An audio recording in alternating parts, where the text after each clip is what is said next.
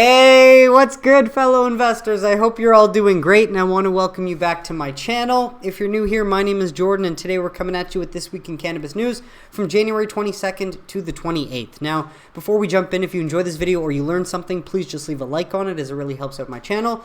And of course, if you want to learn more about how to take advantage of this generational investment opportunity, subscribe below so that you don't miss any future videos, and then there's plenty of content for you to go back, rewatch, and educate yourself with. Try to think of these videos as a time capsule.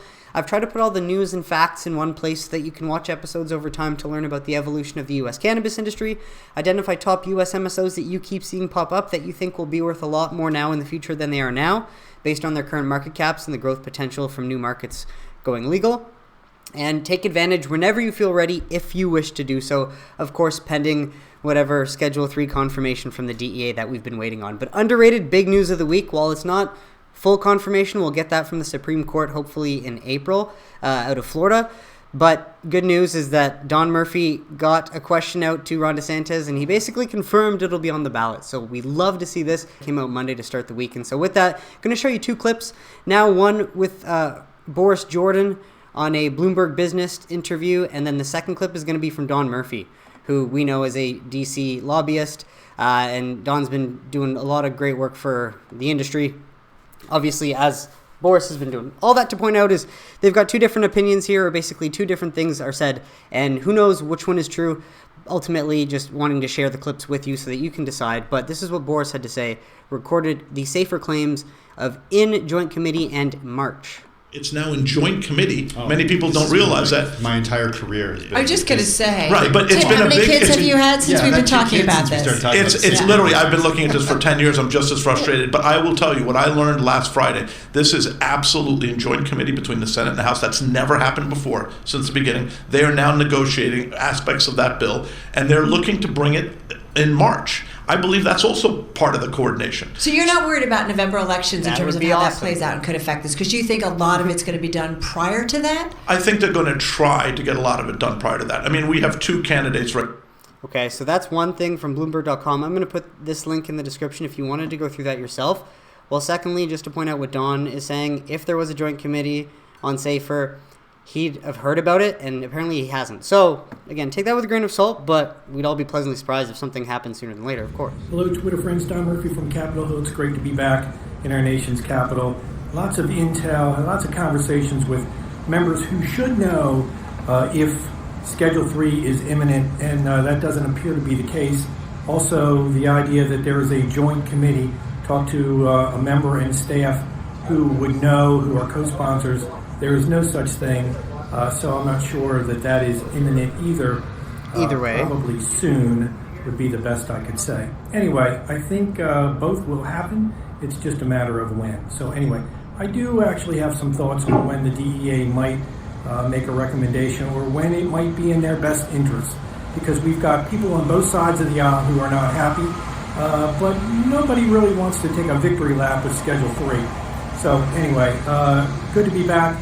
So positive news overall, I would say. And so just to go through what he's saying, he's got a few dates that he calls out. And so we'll go through them. Last call, August 2nd, the start of the 5-week August recess, and POTUS's last chance to get the issue into the campaign during his acceptance speech. July 12th, the Friday before GOP convention in Milwaukee.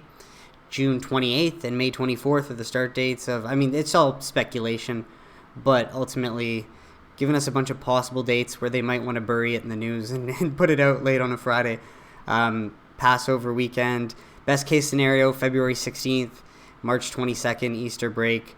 But again, highlighting Schedule 3 appears to be a matter of when, not if. We're all just waiting on the DEA. And so with that, from Bloomberg, you might as well hear what Boris has to say as he expects major consolidation in the cannabis sector upon regulatory changes. And so there was a lot of hype going back 5 years ago in Canada. The business maybe in some cases, or businesses in some cases, were less successful than what some chief executives may have promised. What ultimately is your message to any potential investors who are trying to figure out where the business goes from here? The industry. So I think it's very important to separate the Canadian companies from the U.S. companies. We have a fundamentally different dynamic. We operate in a much bigger market. We have real cash flow. We have real growth. and the Canadian companies have been limited by regulation in Canada to the size of the market where they can operate, and they haven't been able to meet the expectations of investors. For the most part, we have. Our problem in the U.S. has not been a problem of producing good results. Our issue has been the fact that because of regulation, investors couldn't buy our shares. But that's about to change for two reasons. First, by uplisting to the TSX, now they can, because they can get custody at major money center banks. But most importantly, as you probably know, the U.S. government published a very, very prominent letter that came from the Health and Human Services Department and the FDA to the DEA saying that they would like to reschedule cannabis. That will lift 280E taxes on our company. Curaleaf will go from $50 million of free cash flow to over $200 million of free cash flow overnight. And so while Boris is obviously biased towards Curaleaf, and this is the best case scenario, albeit what if the removal of 280E isn't that simple, or it takes longer than expected, which probably will end up being the case, we want to take what he says with a grain of salt, because he's made claims in the past that haven't come to fruition, mostly because goalposts have been moved in Germany.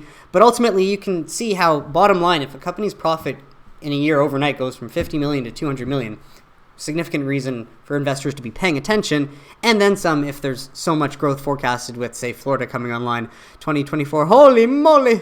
On that decision, we're expecting that decision to come in the next months here certainly during 2024, and that will really change the fundamental dynamic of the U.S. companies in terms of their profitability.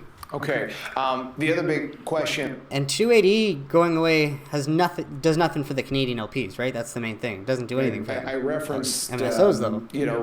The broader federal legalization story. I know you get a lot of questions on this, which I sometimes compare to like an oil company CEO having to answer questions on what's going to happen with OPEC policy. But since you've had time to think about this as a company, what is your best guess on this subject of federal approval for cannabis use in the U.S., whether it happens, what the realistic timing on that would be? So that you have to separate legalization from some of the other things that are taking place. Legalization, in our opinion, is sometime out. Full legalization, interstate commerce. However, there are two pieces of very important legislation and on the table now. Safer banking, which would allow banks and insurance companies and back on the table, apparently, language to invest in the sector and allow the companies to use major banks and consumers and credit cards and things like that. That is going right now, and it is a joint negotiation between the House and the Senate, and they're targeting. Right, and so Boris again making this claim, but ultimately we have Don Murphy saying that he's not aware of that happening. So who knows what's true? Getting some time of a March, April deadline to try to get that through. That's a major piece of legislation that we've been waiting for many years. It's been voted on numerous times, approved in the House, but not in the Senate. Now we have the Senate on side. We're very hopeful that we're going to see something out of there over the ensuing months. The second piece is what I just mentioned, the rescheduling. This is very important. This is moving cannabis from Schedule 1 to Schedule 3. It's now been recommended officially by the government to the DA to do this. We're expecting, the DA has never not followed a recommendation from the FDA and the HSS. We're expecting this to happen over the next, approximately 3-4 months, that they will recommend to reschedule cannabis. That will move cannabis to Schedule 3, make it much more freely available, and most importantly, allow the federal government to invest now into research and development and give the companies in the U.S. a major tax break from paying 70% taxes to paying, like everyone else, 21% tax rate. That will obviously free up a tremendous amount of cash and investment into the sector. And while that all sounds very promising, we hope that it ends up going that successfully, and within that timeline he lists. And ultimately, though, we don't know, right? It's out of our control, but we keep finding things like this. DEA set to reschedule cannabis by the end of summer. Random publication, the marijuanaherald.com. Never even really seen this before, but the move may come sooner than many expect, according to a DEA official that wants to remain anonymous. But now an official in the DEA tells us that the agency is on track for rescheduling to happen before the end of summer. And so that would require the announcement coming sooner than later, because it's the announcement, then the comment period, and then the actual rescheduling. But to happen before the end of summer, most likely in August, you'd think that the DEA response probably has to come February or March. Well, the individual says that the DEA has never seriously considered anything but a move to Schedule 3 as requested by HHS, and that rescheduling could come even sooner than the summer. In September, congressional researchers released a report stating that the DEA is likely to reschedule cannabis, with many believing it'll be done prior to the 2024 presidential election. Is this too good to be true, ladies and gentlemen? So with that from Marijuana Moment, ironically, Biden DOJ tells federal court not to disrupt cannabis rescheduling decision by allowing industry lawsuit to proceed. So hey, stop interfering with our slow-ass process. Well, why is it taking you so long? And I believe this is in reference to the David Boies case.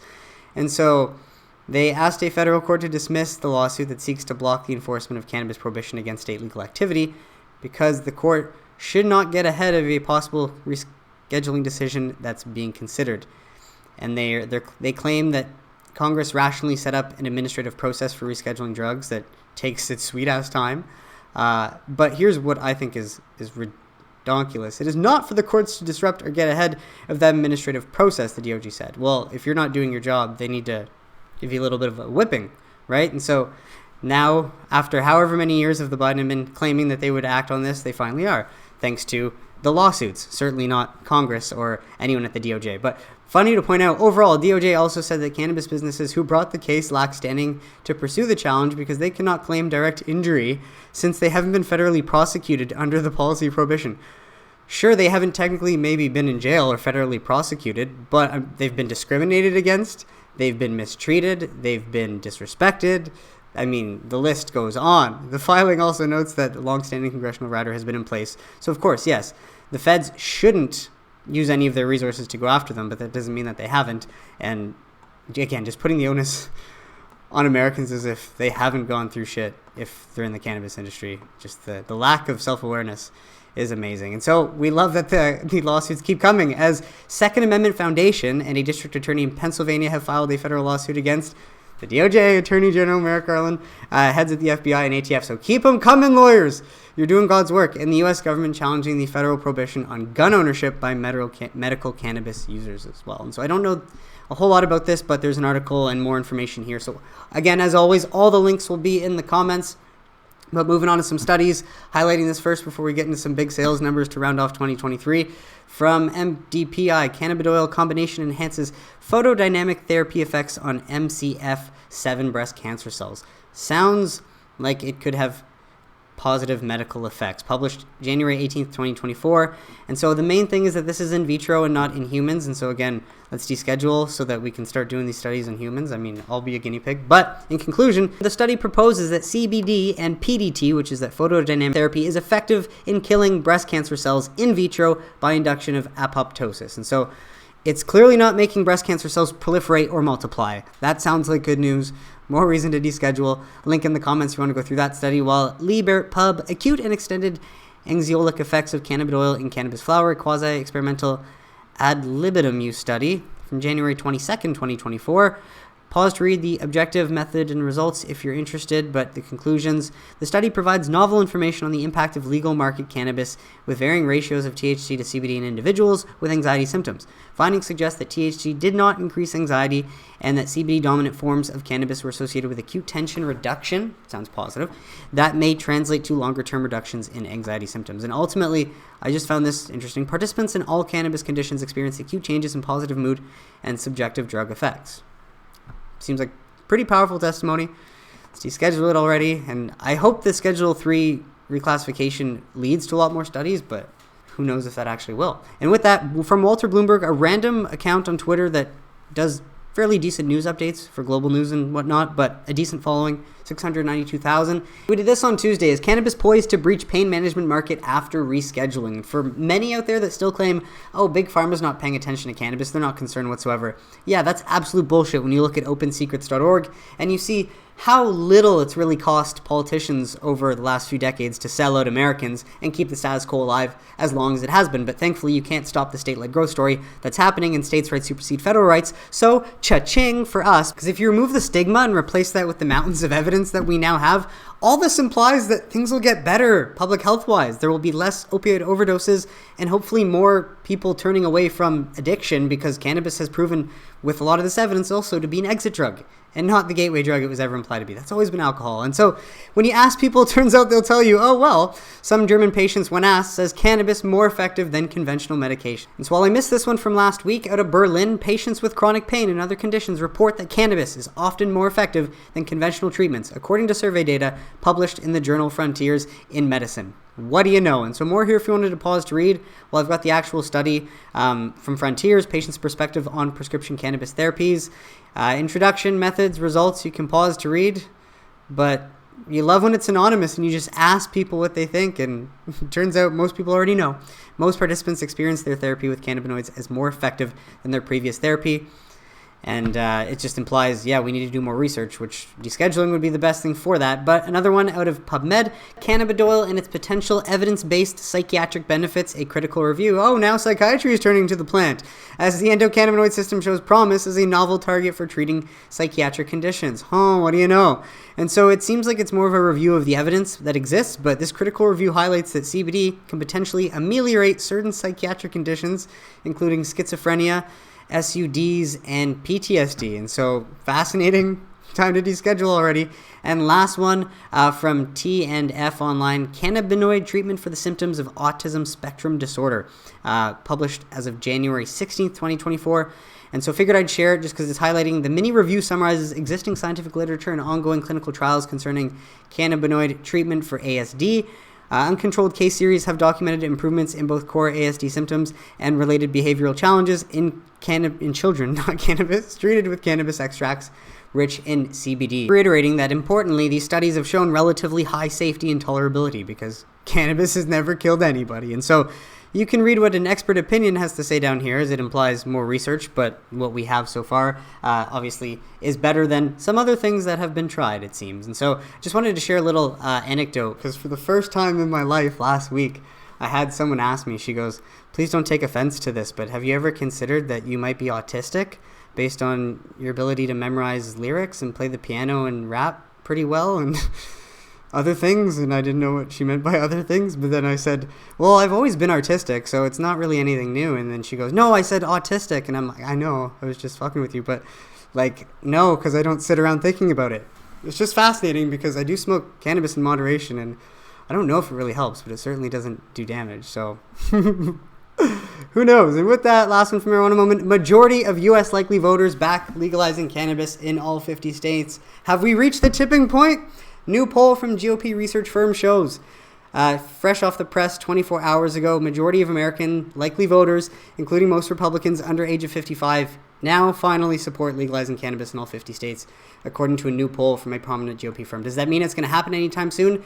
Absolutely not. I wish that would be the case and that descheduling outright would lead to that, but that's likely not happening anytime soon. The survey from the Terrence Group found that 57% of respondents favor nationwide cannabis legalization, including 35% who say they strongly support the policy change. But ultimately, it just shows that Americans do want to vote for legal cannabis with their dollars, and we love that the attitude is slowly but surely shifting.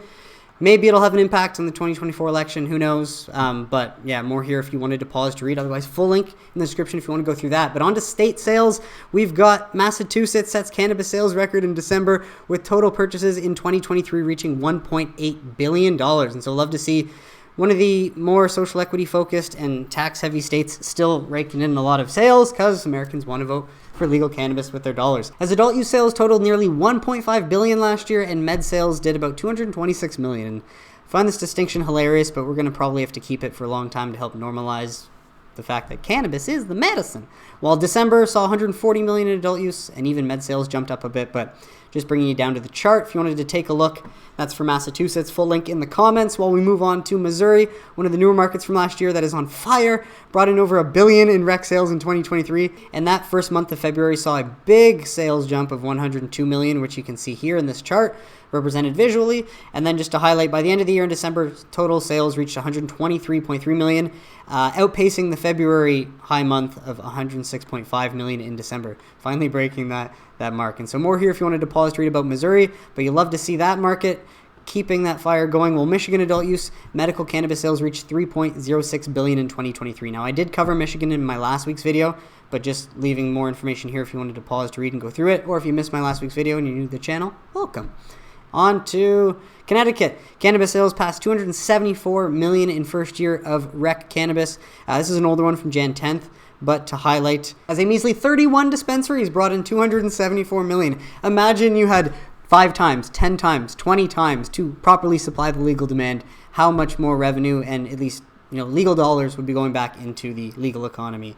More here if you wanted to pause to read though about Connecticut, but again, for another state like Massachusetts on the east that is really tax heavy and social equity heavy, they're faring out okay despite the bottleneck. And with that, from Maine Biz, January 24th, adult use cannabis sales in Maine hit a new high in 2023. Why is it so not punny? Who wrote this? Peter Van Allen. Come on. Good news though. So out of Maine, 2023 sales jumped up to 216.9 million, up from 158.9. And so how many people are in Maine? I don't know that off the top of my dome, but trying to figure out how many dispensaries there are. There's 218 licensed stores for it, 141 licensed companies devoted to cultivating, 110 handling manufacturing, and 5 involving testing. That's a lot of jobs. And so, hey, good news out of Maine. Keep it going. Link in the comments if you want to go through that. Well, medical cannabis gains foothold in conservative Mississippi. I believe it's been a tough year for them. But so far, they have 110 dispensaries open across the state, with another 75 licensed but not open. Main problem they're having is apparently too much cannabis and too few people allowed to buy it.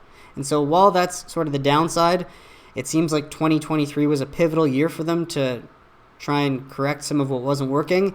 And the good news is that it jumped from 2,000 patients in January of 2023 to 32,000. So that's like 16x. That's pretty good. And so anyways, more here if you wanted to read about Mississippi. There's really no sales figures in here. It's more of probably the longest article written on Mississippi cannabis ever.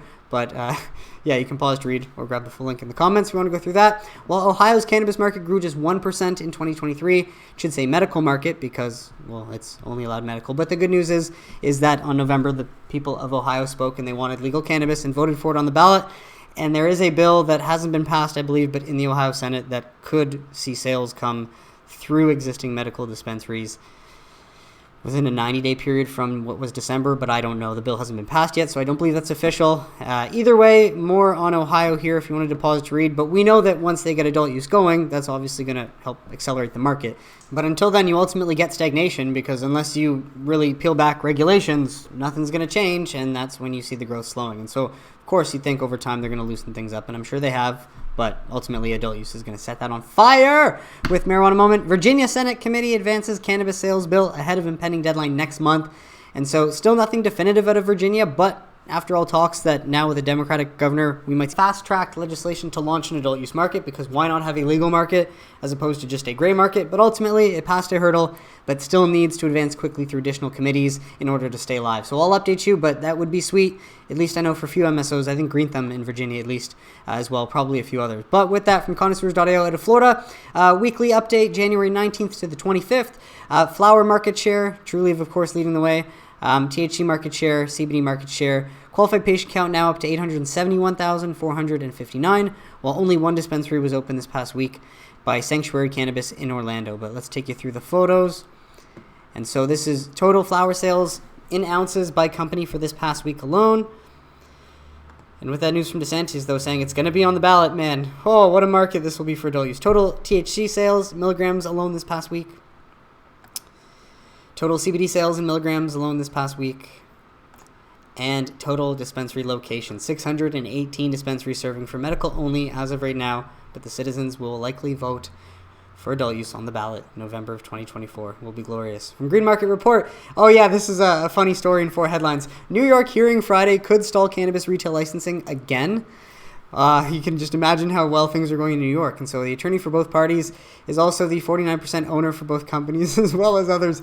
The conflicts of interest just never end in New York. And so I'm not going to spend too much time on these stories as they're still developing. I did just really want to show you the headlines because it's just long story short. As after that, New York OCM postpones meeting, angering many. And so all these links will be in the comments if you wanted to follow through and dive a little bit deeper. But you know, I mean, I'm obviously not the only one calling them out. A lot of people in New York, you can imagine, would be a lot more pissed off than I am.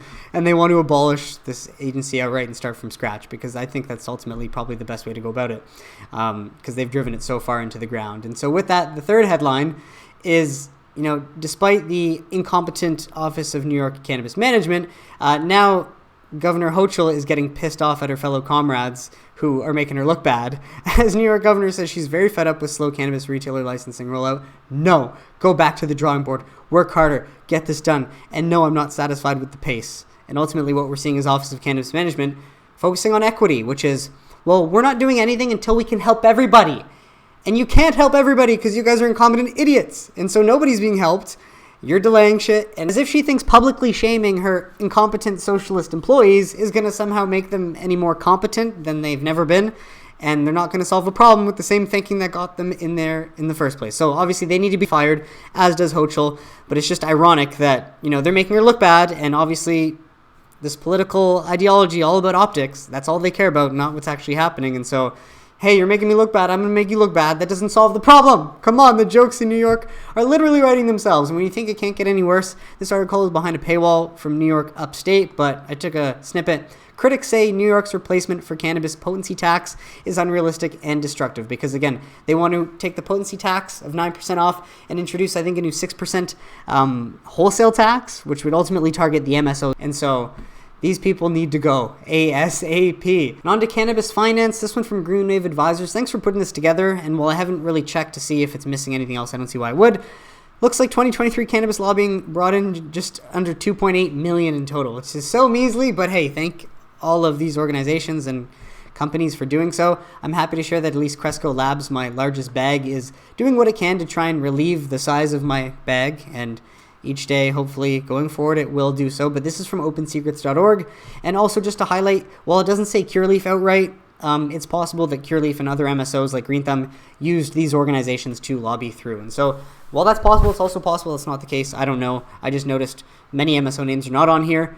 But I imagine they used some of these organizations to do that. But the lobbying doesn't end, so we got to thank some of these organizations, whether you knew or not, helping out as Uber, Colorado, Governor, Amazon, PayPal, and others report cannabis lobbying in 2023. So looking back, other notable federal lobbying clients, Altria, Amazon, American Bankers Association, a lot of it's for SAFE, American Bar Association, rightfully so, American Express, Americans for Prosperity, Cresco Labs, Cureleaf, Jazz Pharmaceuticals, Liberty Mutual, Morgan Stanley, National Beer Wholesaler Association, National Cannabis Roundtable, National Sheriff's Association, love that, Normal, PayPal, SAM, what? Issues related to States Act to legalize cannabis, appropriations, amendments related to cannabis legalization, and criminal justice reform related to cannabis. Well, was not expecting that. Scott's Miracle Grow. And I guess, pause to read more if you want, but I got to keep this going. Teamsters, Trulieve, U.S. Cannabis Council, and that is it for the list. And so, of course, all links will be in the comments. But with that, wanted to share, as Jason Wild, one of our faithful bulls in the cannabis space, executive chairman of TerraSend, and has continued to buy shares in the open market for the last 6 months, essentially says that we had over 50 investors at our presentation in Mannheim yesterday, and had 25 for a lunch the day before. A good percentage of them had over $2 billion in assets under management. And it just seems like more and more institutional investors are paying attention to this, as of course the potential proposed solution could make it easier for them to get access, as it will not be in the Schedule 1 anymore. It could allow for uplisting and all the pink sheet crap that we've had to deal with and the barriers to entry go away as the floodgates open. And so with that, we move on. Green Wave Advisors sharing that TD Cowen Insight is discontinuing coverage on some of these alcohol, cannabis, and tobacco stocks. And I believe this is because Vivian Azer, who's been one of the managing partners there for a while, is stepping down, and she ran the cannabis space. And main thing to highlight is that there are no MSOs on this list, mainly just Canadian LPs, except for Tilray, interestingly enough.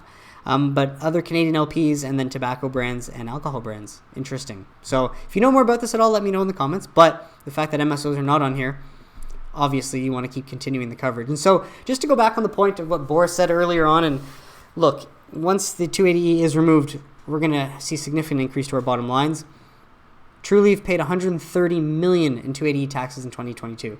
Just to reiterate, saying removing 280E is a game changer is an understatement. It's not going to be as simple as maybe them getting to pay that again in 2024. And again, who knows how long this is going to take. But the main thing for anyone out there that's excited about LPs, sure, they've got exposure on major exchanges, but 280E going away does nothing for the LPs. It is everything for the MSOs. And so, again, that's where I believe the opportunity lies. Only time will tell. We'll have to wait and see.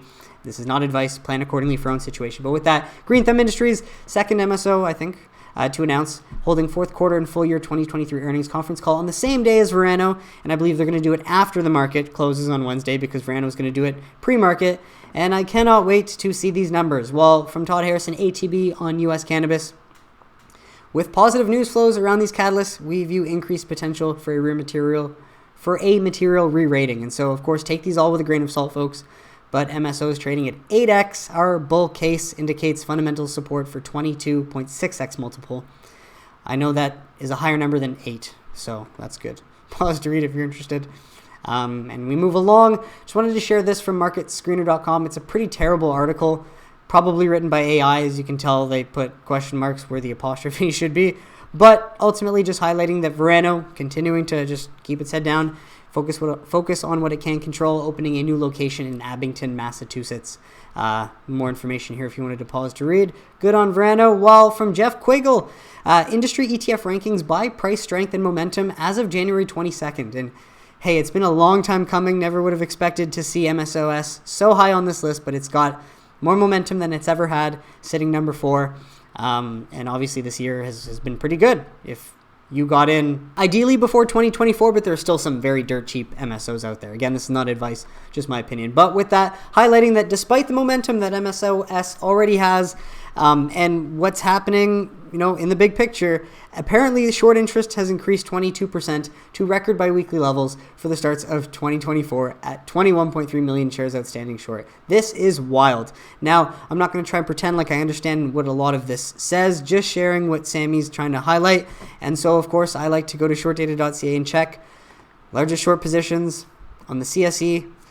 And it does look like all of these MSOs have increased, or the short positions for them have increased. And so, man, these shorts are playing with fire. Obviously, either they know something we don't, and they know that this is just lip service again and nothing's going to happen, or they're very arrogant, they're getting really cocky, and shit's actually going to happen this time, because this time's going to be finally different, maybe. Looks like it, and then, they're going to be burnt to a crisp. Who knows? But just sharing this with you as of January 15th, 2024. Well, we got this one. Okay, so yeah, a little bit of a world tour before we come back. The Leafy Street EU. Despite the opposition, Minister Lauterbach anticipates the approval of the Cannabis Act in February.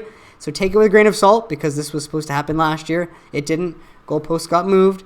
Hence, one of the clear indicators when Boris was wrong, but mostly because Germany moved the goalposts. But so on top of that, a second article that highlights Germany to legalize cannabis by April, top official says. And this would include set a target for the Bundestag, the national parliament, to approve the law in February so that it can go into effect by April, which would line up with a big announcement for 420. And this year is looking better and better, folks. Let me know in the comments if you agree. But yeah, full link in the comments if you want to go through that. While some other stories to highlight marijuana moment. 1/3 of cannabis consumers would return to illicit market if rescheduling restricts access to pharmacies. New poll finds. Interesting. From my understanding, rescheduling will not require this, and so it doesn't even really matter. But of course, the more restrictions you try to put back on this plant that should have never been put in the CSA in the first place and should be outright descheduled, people are just going to turn back to where it's cheapest. So, I mean, that just seems like a no-brainer to me. More here if you wanted to pause to read, though, about what this article gets into. Otherwise, full link in the comments. But with that, just a bunch of resources for anyone interested. Forbes, President Biden needs cannabis to win 2024. Here's why. Do you believe that's the case? I think, yes, it's enough of an issue that is surface level enough that if you support it, it's going to bring in a lot of support. But at the same time, no one wants this man to win another election, so I don't know. But let me know in the comments what you guys all think. Scroll down a little bit. Otherwise, grab the link if you want to go through that. But then you'll hear other people say that, oh, well, like, while cannabis seems to be like a big deal and there's a lot of support, people care so much more about issues like the border and guns or abortion than cannabis. And it's like, yeah, rightfully so. But maybe now is our time, right? And so from Cannabis Business Times, 7 takeaways from the Fed's cannabis rescheduling recommendation. For anyone interested, I believe this is a lawyer's point of view. It's an opinion piece, so take it with a grain of salt. But for anyone that might be interested, main takeaway is highlighted in bold. And so down more if you want to pause to read. Prior scientific and medical evaluations of cannabis Obviously, there's been so many, especially over the last few decades, comparing cannabis to alcohol and other drugs. Pause to read if you're interested in some takeaways in bold here for a bit more context.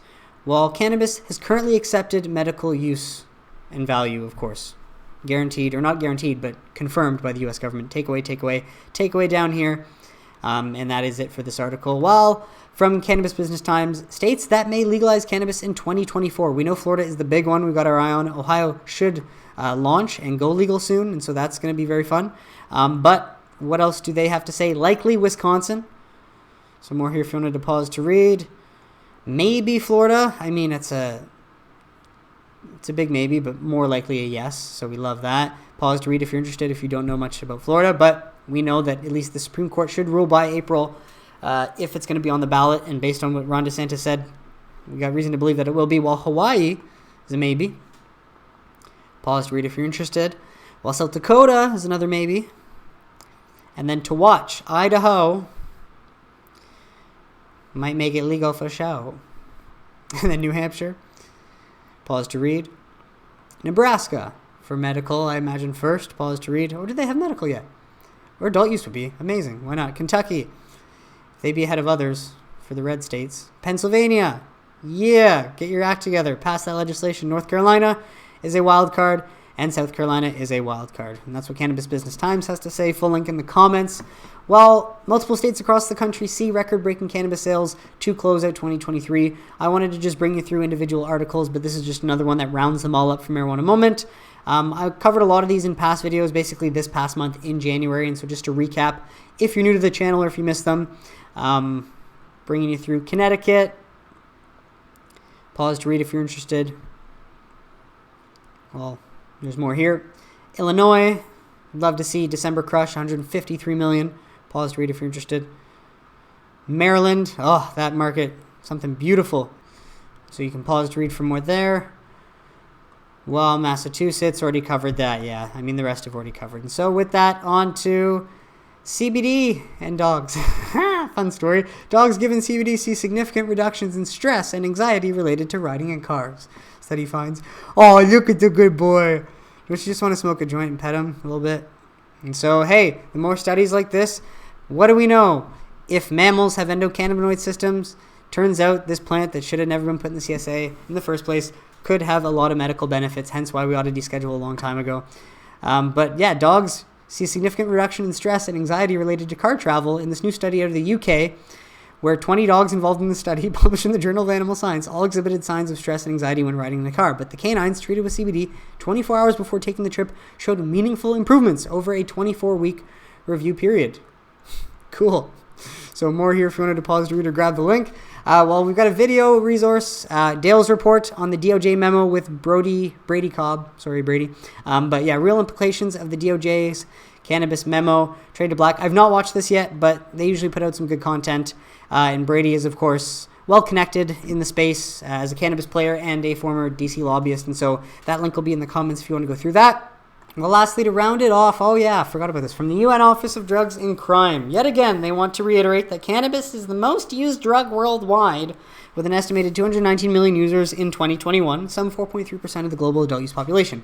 They say it like it's not a great thing, as if more people didn't smoke cannabis, we wouldn't be a lot happier and kind to each other. And who knows how true this is, but what's hilarious is that they omit alcohol, coffee from their list, and arguably you could say that those are the most used drugs, where cannabis is actually a plant. And so if we were to start actually trying to roll back threats caused by drugs, we'd not call a plant a drug if we didn't have to try and demonize it, right? And all that to point out is, well, you'll hear me say that we should abolish the UN just because no one wants their communist forces coming to liberate them.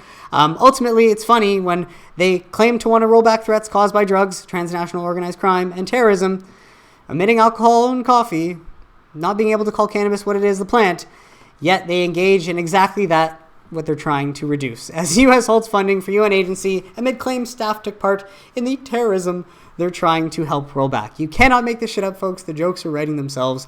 It's like you can't go a few months without seeing more reasons for these global NGOs that no one wanted or gave power to continue to exist. And so take from that what you will. Just ironic. The amount of false messaging out there, it's just crazy. And we can't let these losers rewrite history. I'm saying that again. I know I'm stealing it from Cat Williams. I wish that was an original quote. But either way, things look good, folks. Momentum continues. While Friday did end red as opposed to green, I think on that like weekly, higher, monthly technical jargon, things are still heading up in the right direction. So that is it for today's episode, folks. I want to thank you so much for tuning in, and I really hope you got some value out of it. What did you think for the stories mentioned? Let me know in the comments if you have any questions or suggestions, and I'd be happy to address them. But besides that, if you enjoyed this video or you learned something, please just leave a like on it. Subscribe below if you don't want to miss any future videos, and I will catch you next week for This Week in Cannabis News. Have a great weekend, everybody. Take care.